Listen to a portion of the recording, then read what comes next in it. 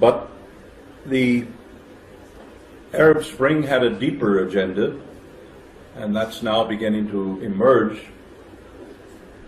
U.S. intelligence services and the U.S. State Department secretly began backing a much more ambitious project using a secret Masonic-like organization called the Muslim Brotherhood. The Muslim Brotherhood originated in the 1920s, as some of you may know, in Egypt under a fanatical jihadist named Banna. They built a secret underground organization in Egypt to fight against the British, and during the Second World War, the Nazis came into Egypt and recruited the Brotherhood and supported them in the fight against the British, and they found the Nazi ideology quite amenable to their own, apparently.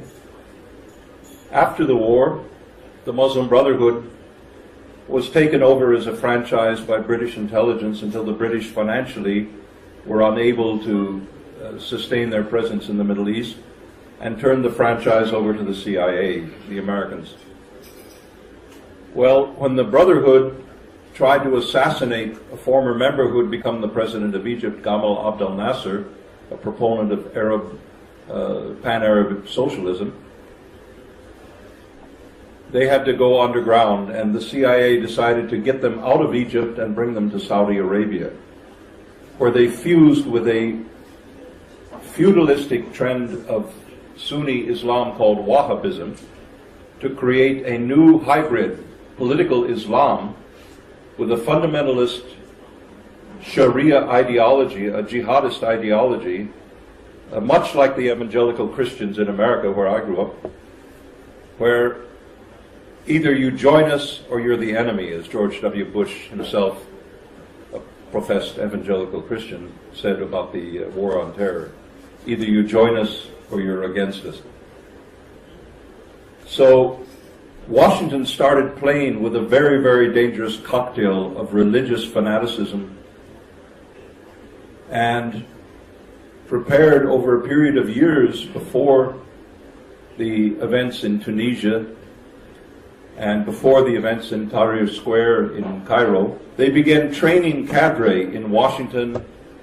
They brought organizers from Canvas in Belgrade, the ones who organized the color revolution against Milosevic in 2000, and they began training cadre to create what was the superficial part of the regime change, Washington regime change, namely the youth Twitter revolution or Facebook revolution, the protests in Tahrir Square. Now, these are not purely spontaneous events. They are orchestrated by trained cadre. Canvas is financed by the U.S. government through various NGOs and other things.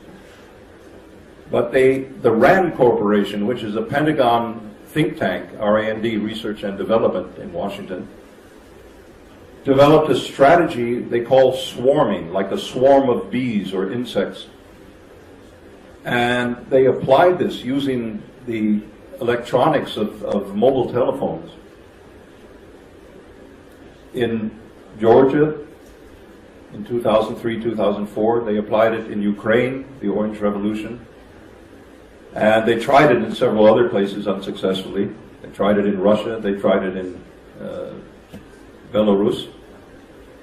But they developed it successfully in Egypt as the foot soldiers, the youth demonstrations for democracy, that then soon were joined by elements of Mubarak's army that had been convinced by the Pentagon that Mubarak had lost his grip and had to go.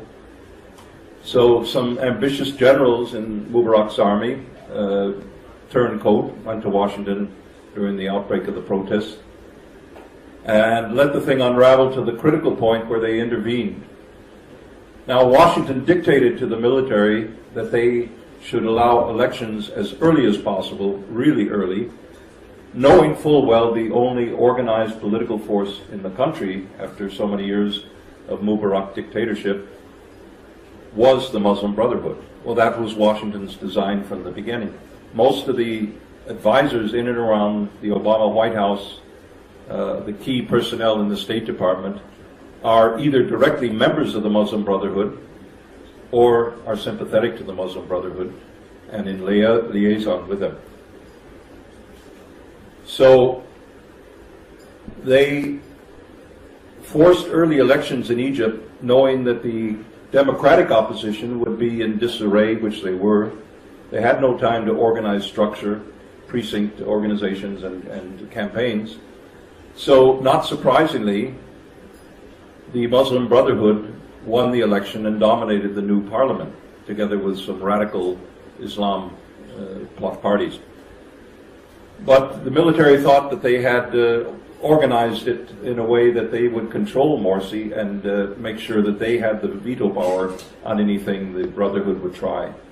Well, that lasted a few short weeks before Washington again intervened and said, Morsi, we will back you if you repeal all of these military controls. So for more than 1 year now, Egypt has suffered under the Muslim Brotherhood rule of